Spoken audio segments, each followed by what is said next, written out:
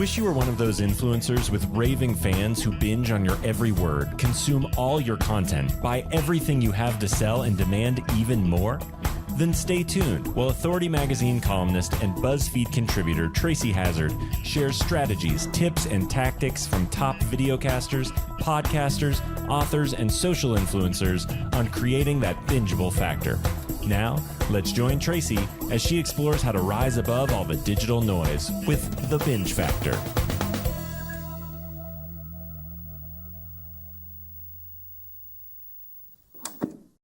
Scott DeLuzio is our guest today, Drive On podcast. And Drive On is a military term. It's not just like driving in our car, nothing like that. Drive On, the military term of doing this, of keep moving forward.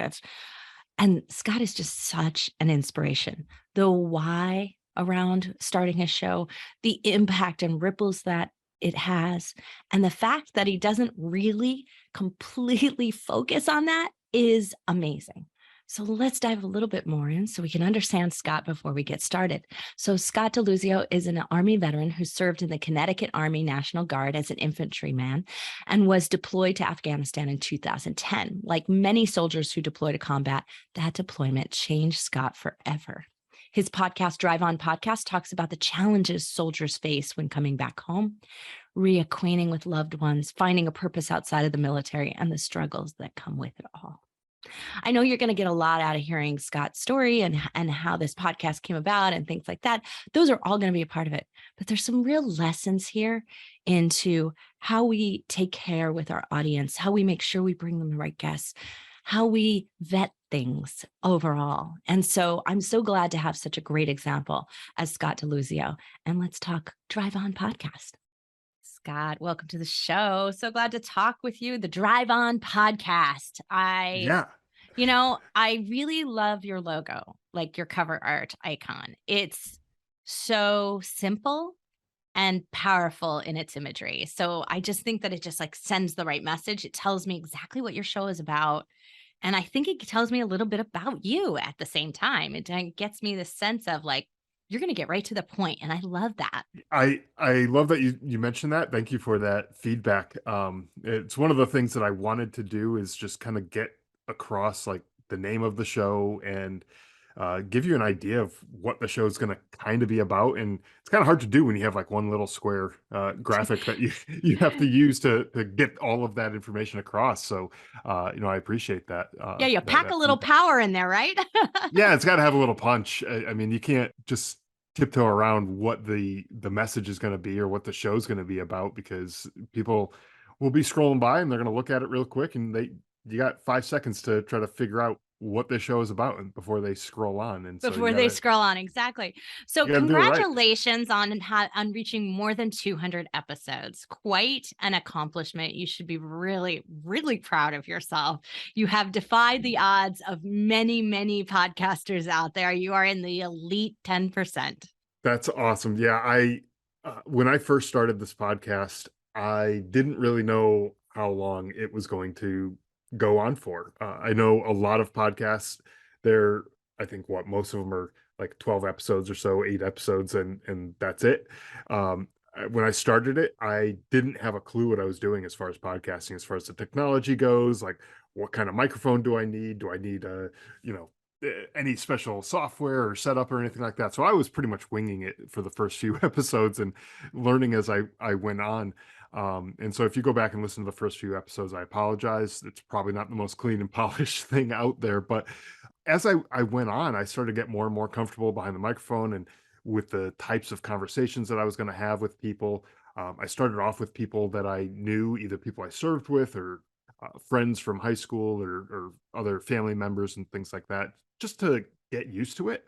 And as I got into it a little bit more, I kind of found my groove, and then I just became a whole lot more comfortable talking to other people. Sometimes for the very first time when I'm talking to them is on the podcast, and by the end of the episode, sometimes we're talking as if we've known each other for years. And so, all of that, I say that because it all comes with experience. This 200 plus episodes now that I've done is just all experience. It's just what you get over time. You just get better and better each time. So each episode is just going to continue. I hope, hopefully, to get better. Well, this is what I want to talk about. So you started this podcast now a couple of years ago, Yeah. and you had a reason for starting it. I want to hear I want you to tell everyone here what that reason was. And then really, what more have you gotten out of it that you didn't expect? Yeah. So when I started my podcast, this was about 3 years ago, a little over 3 years ago now.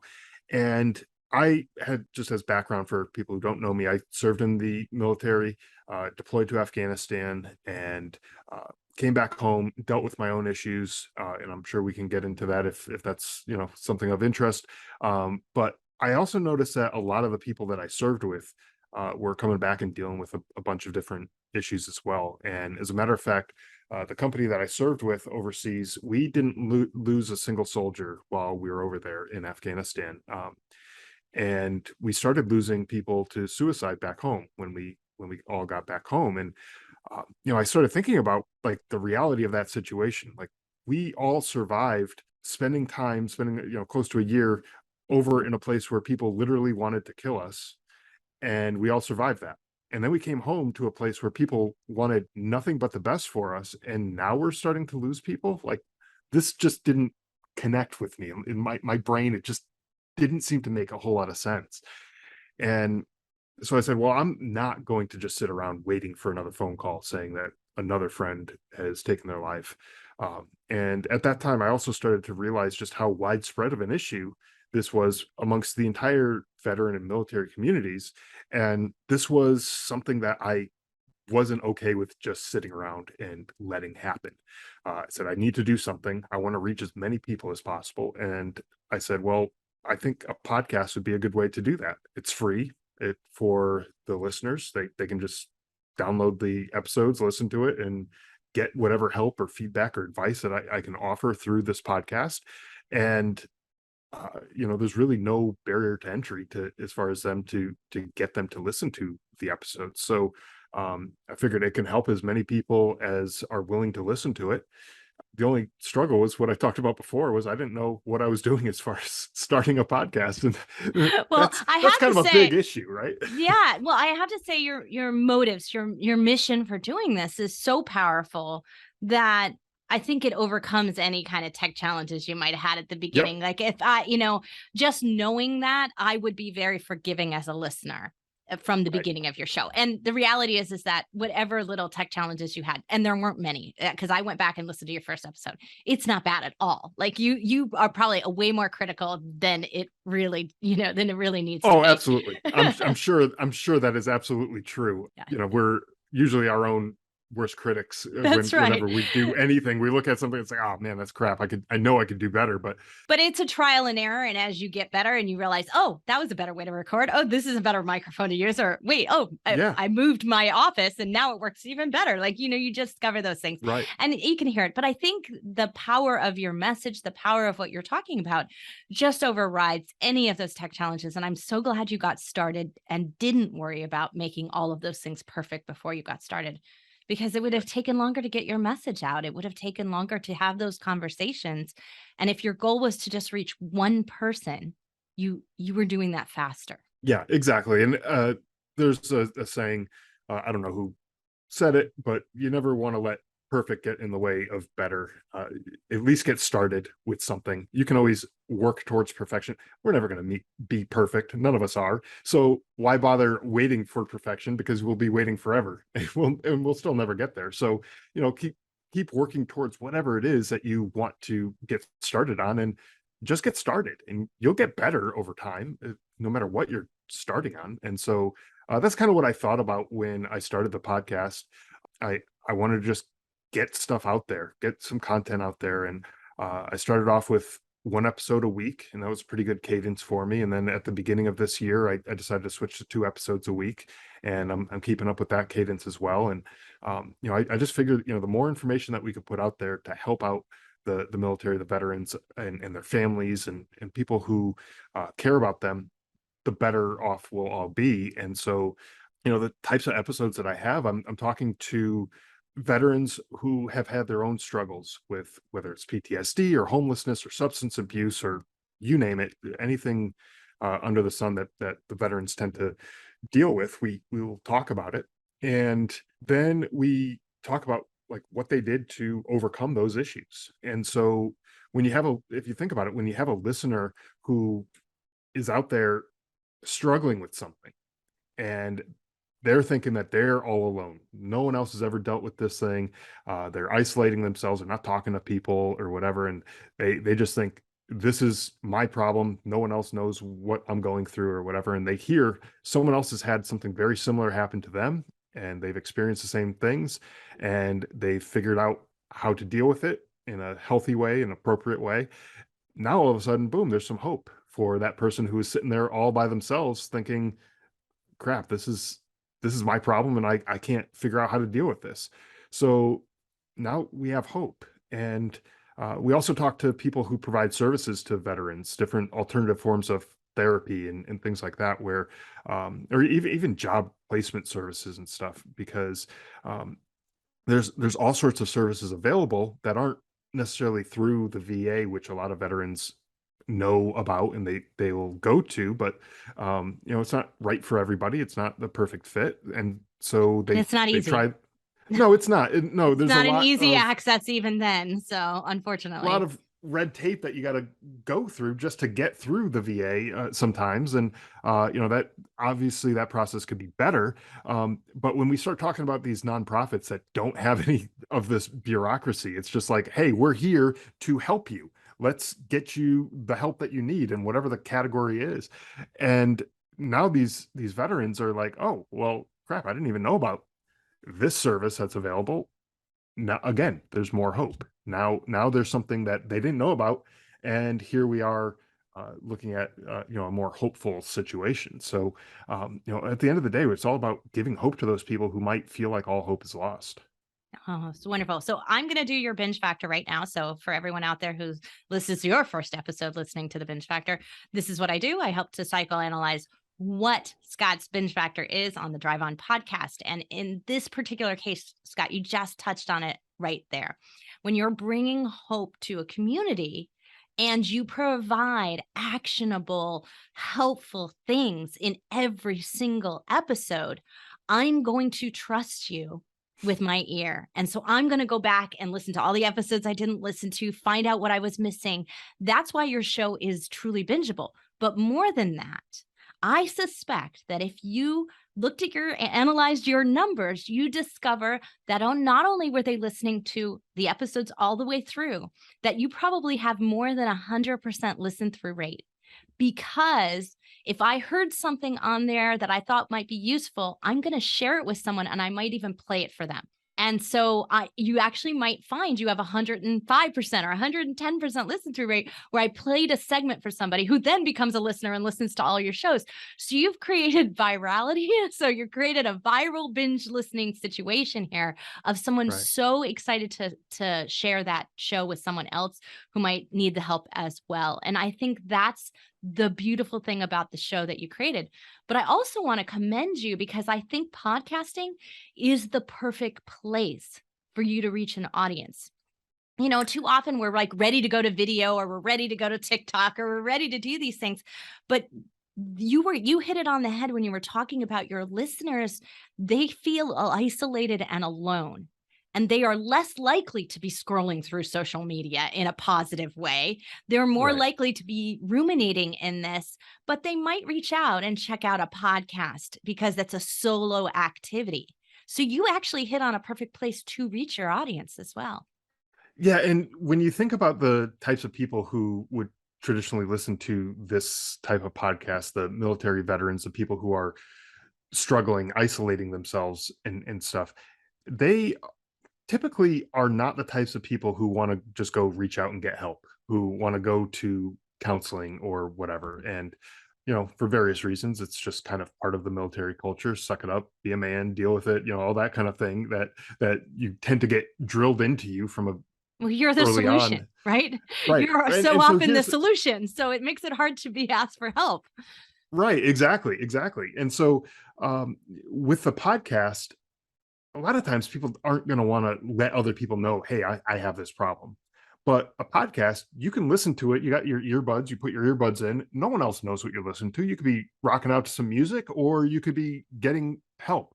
And that's why I think a podcast is perfect because, with a video, my stuff is also on YouTube, but, for people who want to consume it that way, but very few actually do consume it on YouTube. So most of my listeners are actual listeners as opposed to viewers.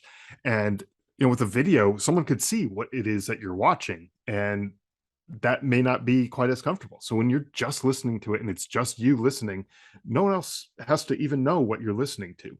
And that's I think a great way to do it. It could even be on your commute to work. As you're driving to work, you listen to it in the car, or you listen to it at the gym or whatever. And now you have this information, gives you hope, and you're not risking that. I don't want to even use the word embarrassment, but that kind of idea where you might be embarrassed that you have a problem, that you need to get help, but you don't know where to turn necessarily. And Well, so it's very exposing, right? And that's kind of, yeah, yeah, the opposite of what, what you're trained to do is to keep your exposure down. So it yeah. makes sense to me that absolutely that this is the perfect media type for reaching your audience. And it doesn't surprise me at all that your video numbers aren't as high as your podcast numbers in any way, shape, or form. I'm so glad that that's the case. Now, have you been reached out to? I mean, because you won't be able to tell by the numbers of your show and your downloads. You have no idea how many military families you're reaching versus actual, veterans who've come home or whatever. You may not have any sense of that, except for they might have been reaching out to you. And Yeah, that's the way. that is a hard number to drill down on through the limited analytics that are available for podcasting. I really wish there was something that could drill down way deeper into the numbers to figure out who these people are who are listening, and where they're coming from, and what their demographics are, and all that kind of stuff. That would really help out in the marketing side of things with the podcast. But I have had some people reach out, and some of them are veterans, and those are the people who primarily I want to reach them because, like, I want to go straight to the source of the problem. If you're having a problem, let's just nip that in the bud and get this resolved, right? But like I said before, sometimes the veterans are stubborn and they don't want to even admit that they have a problem, that they want to get help or need to get help. They don't want to even admit those things. But someone like a spouse or a family member, a loved one, might recognize there's something going on with this person and there's something wrong, and they may feel lost themselves. They may not know what resources are even available to this person, or there could be some things that they're doing at home that maybe are triggering the issue that they're dealing with, and maybe they could be helping out in other ways, or even providing a gentle nudge, like you were saying before, like, hey, I listened to this episode, it sounds pretty close to what you're dealing with, why don't you give it a listen too, and then or let me play it for you, and so that way we can listen to it together, and that way you can kind of understand what I'm talking about, and maybe this can help you out a little bit, and Well, that even if type of it's, thing. I heard about this resource. Do you want me to say play that little segment? I like what's available, and that might be Right. something, right? So yeah, no, I think this is such a smart model for you and the way that you're going through. And I think at the end of the day that you may not even you may not realize it, but I really do believe that there are probably lots of families out there seeking advice, help, and to hear it from another veteran is also really important because it's all great for us to sit back and say we want to change this when we don't really know what you're going through.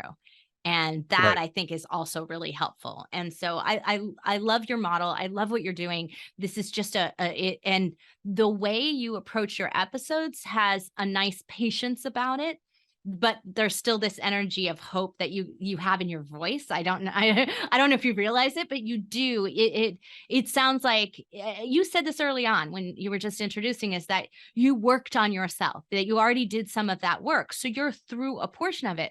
I bet though, as we're talking though, and as you've been talking to people on your show, you've worked through even more. Oh, for sure. And I feel like things, especially like mental health, there's some correlation there between your physical health and your mental health, and where if you have an issue with your physical health, you break a bone or you have cancer or something like that, you go to the doctor and you get those things addressed. You don't just sit around like, oh man, my arm's not working because I broke my arm, and oh well, I'll just deal with it. Like, no, you go and do something about that. Same thing. The way I feel is with your mental health, you should go and get something checked out. When you notice that there's something wrong, I should say, you should go get that checked out. And the difference, though, between your physical and mental health is that once when you go and get that broken arm fixed and healed, it's pretty much the end of it. You don't need to continue going to follow-ups for years and years and years to have that broken arm checked out. But with your mental health, you might need some checkups, and you might need to keep on top of things, because our minds are, I don't know, they're unexplainable. There's a And lot going fluid, on up right? there. There's a Right, lot going on. exactly. And things change as situations change. You might lose a job, you might get out of a long-term relationship, you might suffer a loss in the family, loss of a loved one, or something like that. And all of those things play into your mental health. You might have the opposite happen. You might have something really great happen, and that also plays into your mental health. It affects it in a positive way, obviously, but a lot of these things all contribute to the overall mental health picture. And when you're not keeping up with that, like you're saying with me, yeah, the podcast itself has honestly been a form of therapy for me, because I've been able to talk to people and share stories and talk about different experiences. And yeah, it's been therapeutic for me. But for full transparency, I've also been seeking my own mental health treatments and things like that, just because there's still things that have been unresolved, and it's stuff that I need to work on over Well, time. and in a way, your own show is about normalizing the ability to ask for help or seek it. Exactly. And so you've Exactly. obviously done that for yourself through the process too.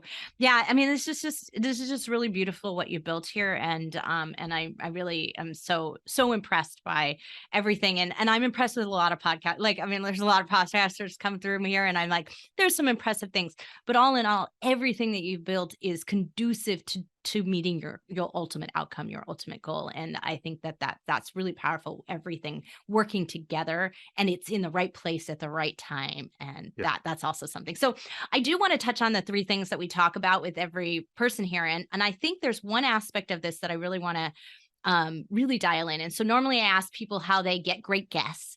And in your particular case, the angle that I want to talk about is, how do you decide if the guest that you're going to come on, or the organization that you might feature, is worthy of being on, is going to be around tomorrow? Right. We don't have a ton of time to vet through everything.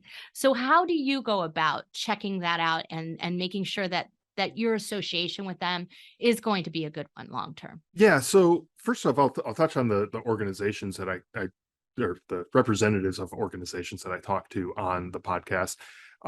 I typically will look into these organizations and see, are they just starting up? Did they just start up yesterday, and they really have no background, no history, no testimonials or anything like that going on about them?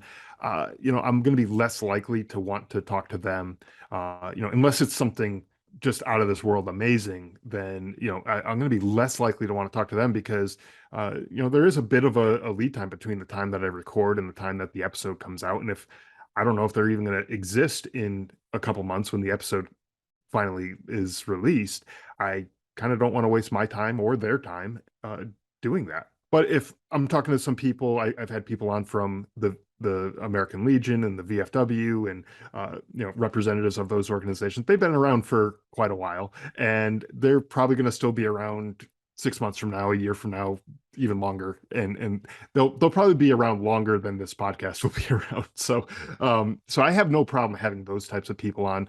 Usually, if someone is recommending an organization or another guest to me, I'll look at my relationship with that person. Like, do I trust them? Have they recommended other guests before? And how did that work out? Yeah, okay, this person seems like they know what they're talking about. They have some good background there. Then yeah, I'll probably just accept whoever it is and go with that from there without doing too much research. Because like you said, time is limited. We can't be spending all day researching into this stuff. But even with the individual veterans who I talk to, when I try to vet their stories and try to find out, I just ask them, tell me about yourself and tell me what it is that you want to talk about, what's going to make this a win for you, and sharing your story.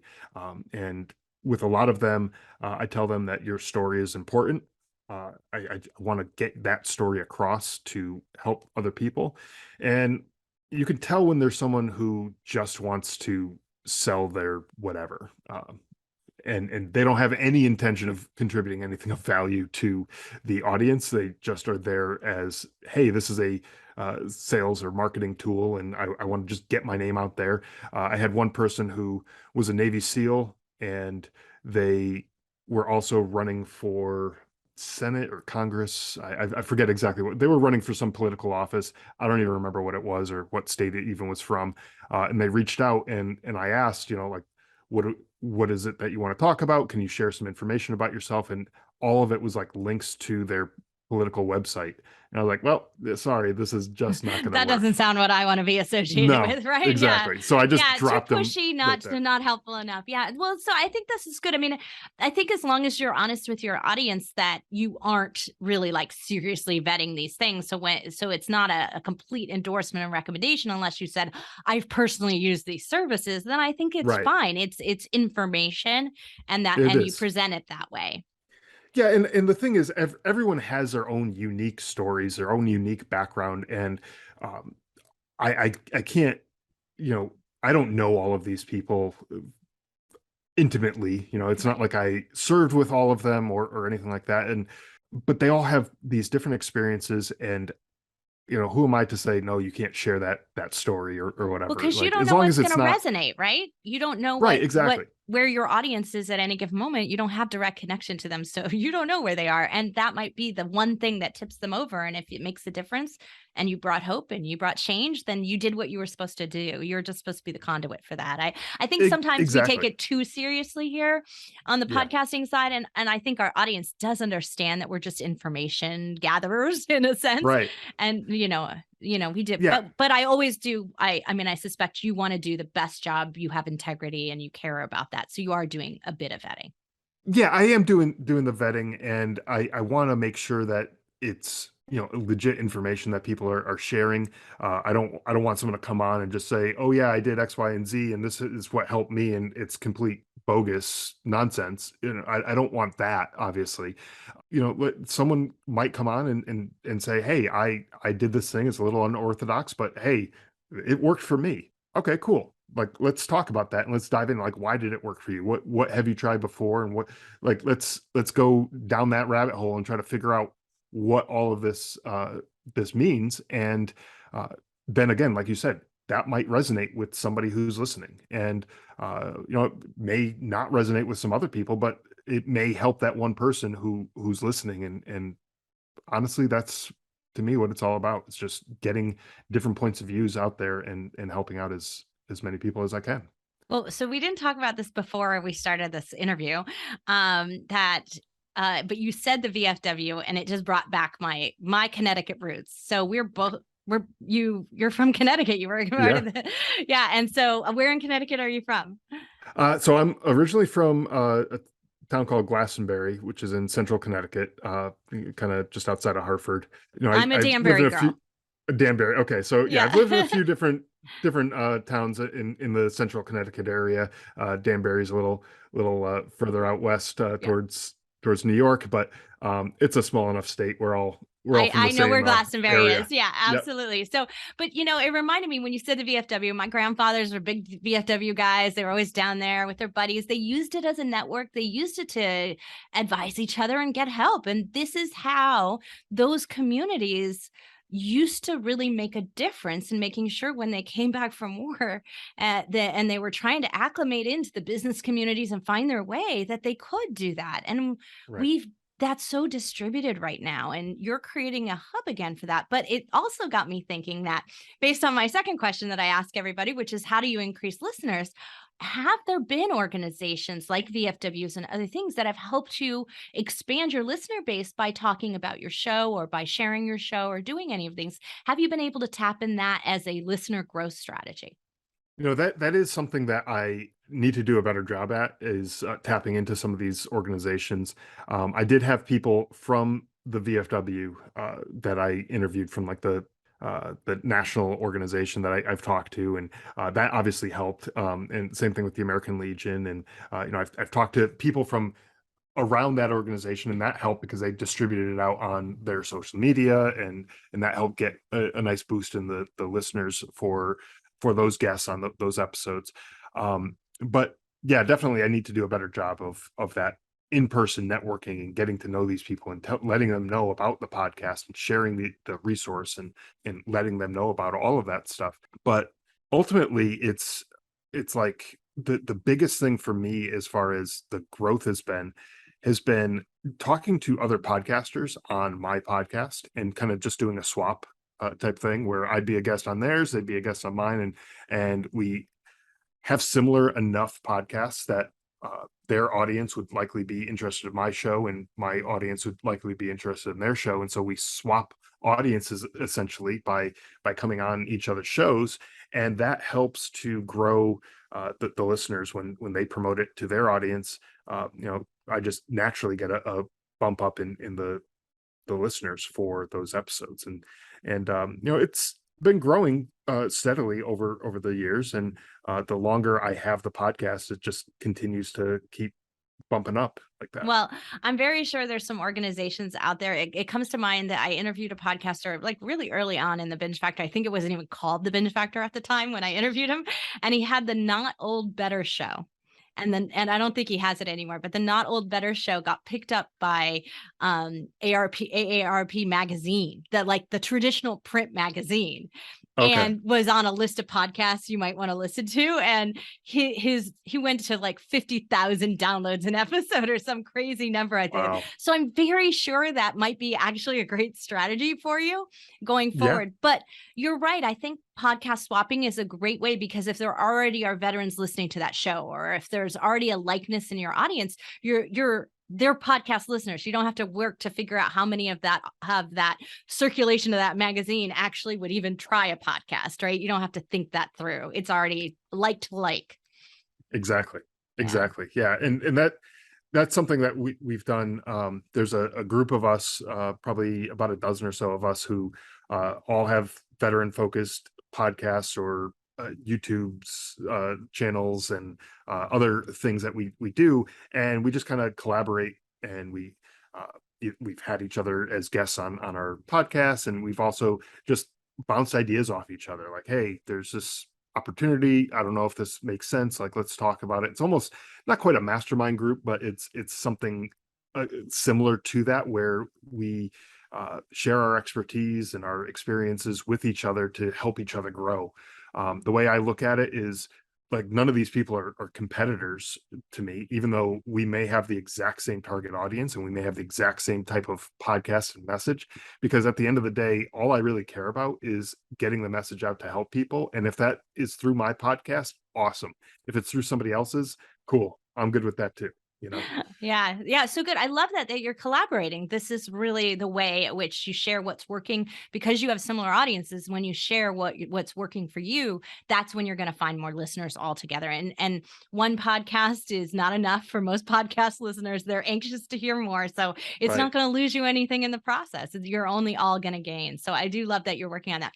Now, I want to talk about monetization, because that's the third question, the last question that I really ask everybody. And, I'm very sure that your purpose for this wasn't to make money and do all of that. I'm absolutely sure by conversing with you, but you do have to keep going. And so have you found any ways at which you can offset the cost, that you can make this production easier for yourself, the ways that you can keep going? Have you found some monetization strategies that are working for you, or that you're thinking about trying? Yeah. So when I first started, I had zero interest in monetizing it. That was not my goal. It was really just getting the podcast out there, helping people, and that to me was enough. I was fine with bankrolling the hosting and all the equipment and everything like that. I was fine with that. But over the years, I started kind of realizing like this is actually getting kind of expensive, and it's not getting any cheaper as time goes on. About a year ago, actually, looking at the calendar, about a year to the day, I released my book called Surviving Son, which I have here, and that book was really talking about my experiences in the military and how my deployment to Afghanistan really affected me and my family's lives. During that deployment, my younger brother was also deployed to Afghanistan. We were both there at the same time, and he was tragically killed in action. And so that certainly had a huge impact on our lives. And I wanted to talk about it uh, and share the experiences, because not only is this book my story, it's also my brother's story, and I wanted to keep that story going and just keep it out there. A nice benefit to having a book is that people buy it, and so I make some money off of the sales of the book, and all of that money so far that I've made has just been reinvested back into the podcast, and going towards advertising, going towards uh, the hosting and covering the cost of that type of stuff. But I have not taken a paycheck from the sale of the book personally. I've just invested all of that money right back into all of this. So Well, commendable, and thank you for your sacrifice and your service. And I am so thrilled that the book is out there, because there are people who really need that message, and it gives them an ability to get something more than just the podcast, right? I'm yep, getting to know you over the podcast. Now I can find some more about your story, and maybe in that alignment of reading your story, I now find help for myself because that inspired me, and we have a similar background or something like that. So I sure. think that's really great that you've put that in.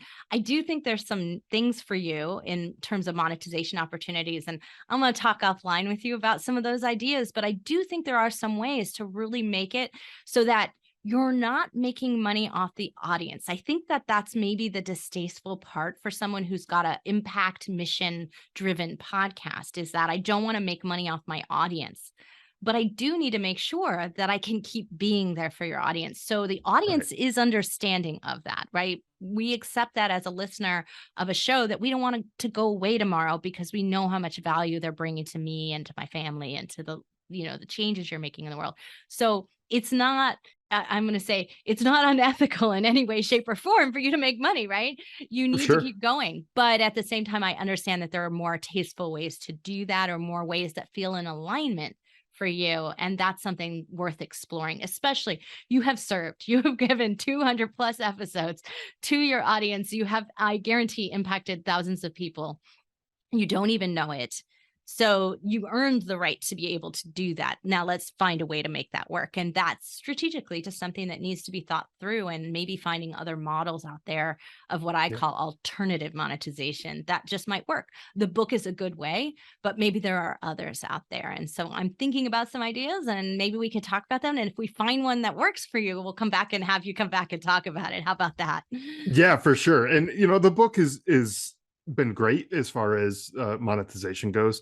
But over time it's gonna start to run out. It's Yeah. it's gonna run its course, and you can only sell so many copies of a book. And so yeah, there will probably need to be some other strategies, and I'd love to hear some of your thoughts offline, and I'd love to come back and share some successes with That you. would be so wonderful. Well, 200 episodes, milestone. Now, this is a problem I find with all podcasters, is that they pass the number and they go, "Oh, I didn't really celebrate at all." Did you celebrate? Did you No, did you do any? I Uh-huh. did Okay. not. I So I celebrated with the 100 episode. I did have a bit of a celebration with that.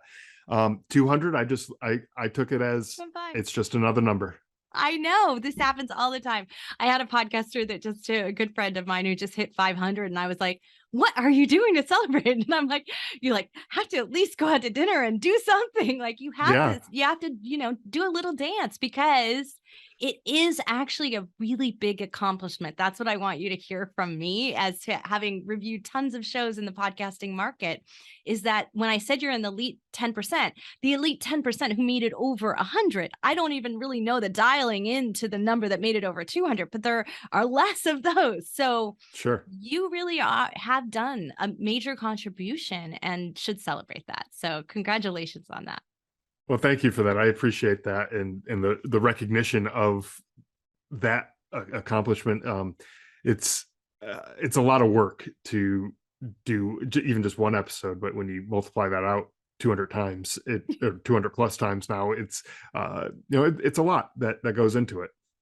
Well, and that's exactly to the point of why we were talking about alternative monetization. You're putting a lot of time, money, and effort into things. So, and it's not your day job. And so, Right.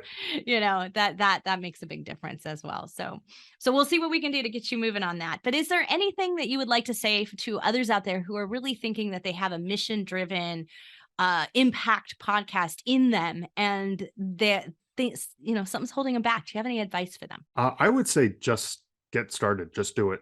Start putting stuff out there.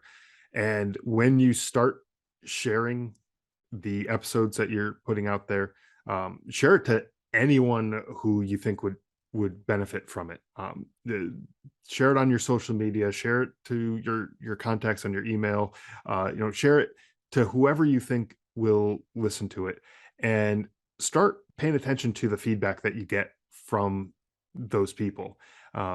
A lot of times, if you're sharing it with your mom, it's going to be the best thing in the world, obviously, because your mom's going to think that you can do no wrong and everything is great, right? So maybe take that one with a little bit of a grain of salt, but start, listening to some of the feedback that you get from people and seeing, okay, well, maybe I hit the nail on the head with this episode, but this other episode, maybe I missed the mark, and maybe I should focus more on the ones that I'm getting this positive feedback from, and do more stuff like that, because that's clearly what people are looking for. And when you start doing that and you start listening to some of the feedback, people aren't necessarily going to just give you feedback. You might have to solicit that feedback, asking people, hey, what did you think of this episode? Is this, a win? Did this miss the mark? What do you think?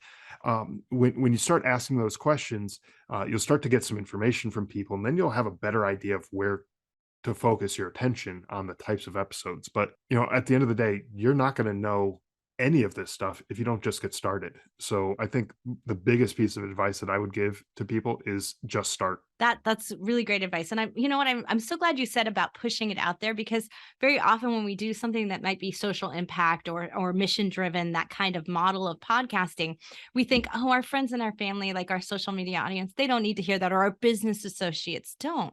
But that's underestimating them. That you don't know, they may not be the right person to be listening to your show, but they may know someone that should.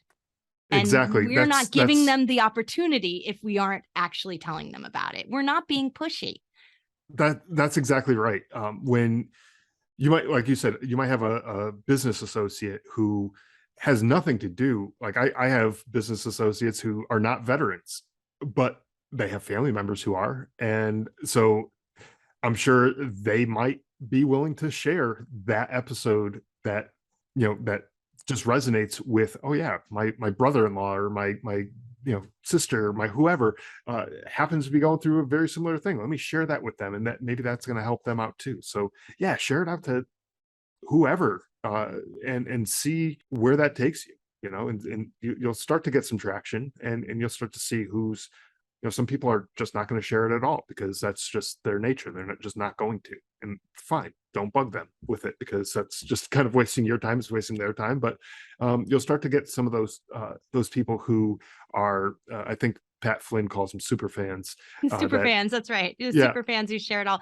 But it's not just that. It's like, I found people who will, I give a speech or something at an event that maybe has nothing to do with podcasting, but they go in and they are, and I think this whole audience may not even be interested in listening. Like I've spoken at real estate events, may not even be interested in podcasting.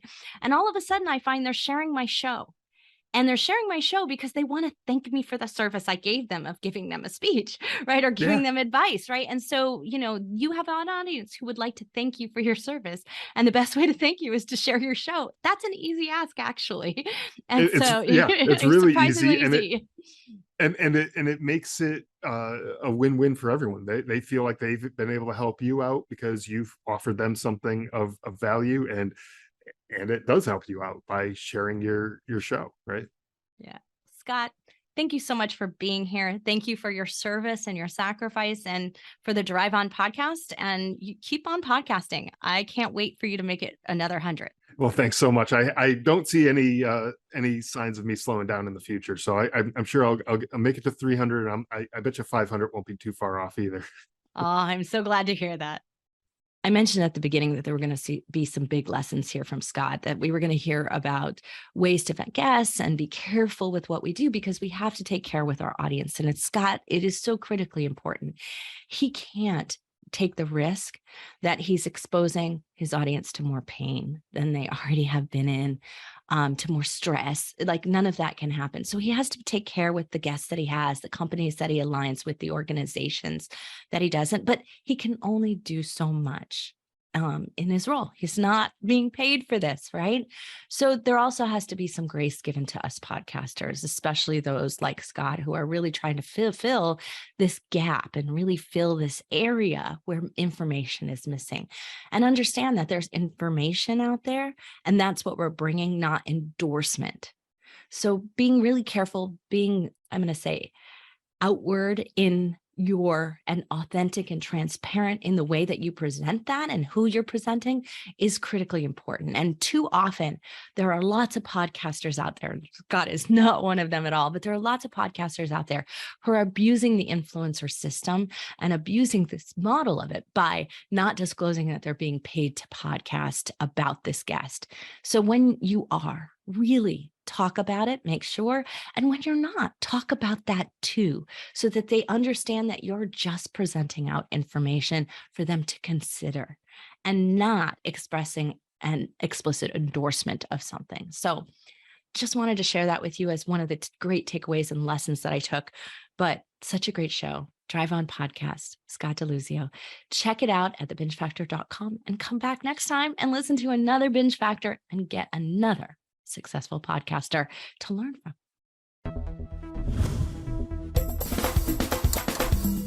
You've been listening to the Binge Factor podcast. For more information on podcasting and videocasting success tips and tactics, please go to thebingefactor.com. And be sure to listen to our other show for podcasters called Feed Your Brand. If you'd like to be interviewed on this show, as well as featured in Tracy's column, please go to thebingefactor.com/guest and apply.